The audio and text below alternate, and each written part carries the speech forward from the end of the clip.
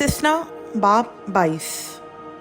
तू अपने भाई के बैल या भेड़ को भटकती देखकर उससे रूपोशी ना करना, बल्कि ज़रूर तू उसको अपने भाई के पास पहुंचा देना। और अगर तेरा भाई तेरे नज़दीक ना रहता हो या तू उससे वाकिफ़ ना हो तो तू उस जानवर को अपने घर ले आना और वो तेरे पास रहे जब तक तेरा भाई उसकी तलाश ना करे, तब तू उसे उसको दे देना। तू उसके गधे और उसके कपड़े से भी ऐसा ही करना। गर्ज जो कुछ तेरे भाई से खोया जाए और तुझको मिले, तू उससे ऐसा ही करना और रूपोशी ना करना। तू अपने भाई का गधा या बैल रास्ता में गिरा हुआ देखकर उससे रूपोशी ना करना, बल्कि ज़रूर उसके उठाने में उसकी मदद करना।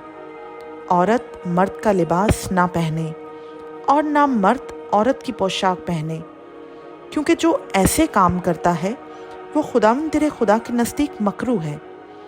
अगर राह चलते इत्तफाकन किसी परिंदा का घोंसला दरख्त या ज़मीन पर बच्चों या अंडों समेत तुझको मिल जाए और माँ बच्चों या अंडों पर बैठी हुई हो, तो तू बच्चों को माँ समेत ना पकड़ लेना। बच्चों को तू ले तो ले, पर माँ को ज़रूर छोड़ देना, ताकि तेरा भला हो और तेरी उम्र दराज हो। जब तू कोई नया घर बनाए तो अपनी छत पर मुंडेर ज़रूर लगाना, ता ना हो कि कोई आदमी वहाँ से गिरे और तेरे सबब से वो खून तेरे ही घर वालों पर हो। तू अपने ताकिस्तान में 2 किस्म के बीज ना बोना, ता ना हो कि सारा फल यानी जो बीज तूने बोया और ताकिस्तान की पैदावार दोनों जब्त कर लिए जाएं। तू बैल और गधे दोनों को एक साथ जोतकर हल ना चलाना। तू ऊन और सन दोनों की मिलावट का बुना हुआ कपड़ा ना पहनना। तू अपने ओढ़ने की चादर के चारों किनारों पर झालर लगाया करना।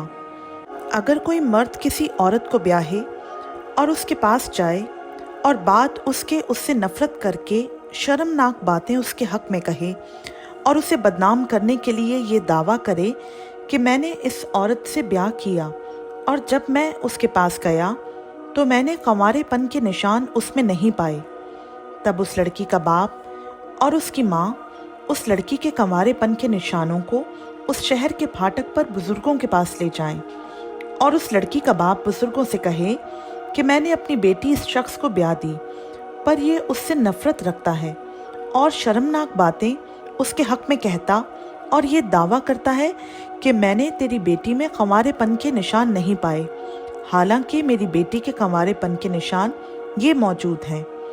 फिर वो उस चादर को शहर के बुजुर्गों के आगे फैला दें।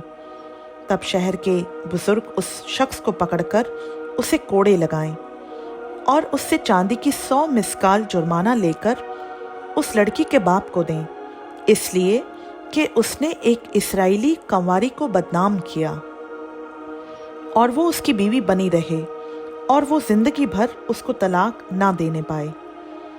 पर अगर ये बात सच हो कि लड़की में कंवारेपन के निशान नहीं पाए गए, तो वो उस लड़की को उसके बाप के घर के दरवाज़ा पर निकाल लाएं और उसके शहर के लोग उसे संसार करें कि वो मर जाए, क्योंकि उसने इस्राएल के दरमियान शरारत की कि अपने बाप के घर में फाहिशापन किया।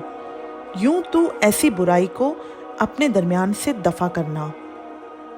अगर कोई मर्द किसी शौहर वाली औरत से जिना करते पकड़ा जाए तो वो दोनों मार डाले जाएं, यानी वो मर्द भी जिसने उस औरत से सोहबत की और वो औरत भी। यूं तू इस्राएल में से ऐसी बुराई को दफा करना।